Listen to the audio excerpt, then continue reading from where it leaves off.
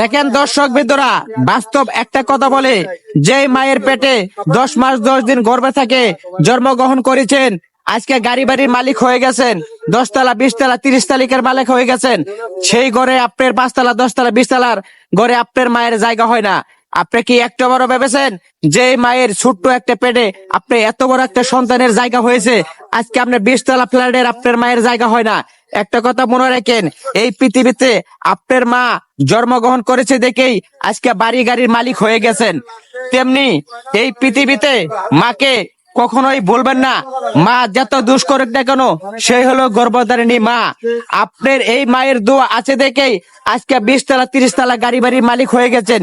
তেমনি ওই পরকালেও আপনার মা বাবার পায়ের নিচে জান্নাত। অবশ্যই একটু মা বাবাকে খেয়াল করিবেন। ভালো থাকবেন, সুস্থ থাকবেন। নেক্সট টাইমে ভিডিও পাওয়ার জন্য অবশ্যই আমার পেজটা একটু ফলো দিয়ে রাখবেন।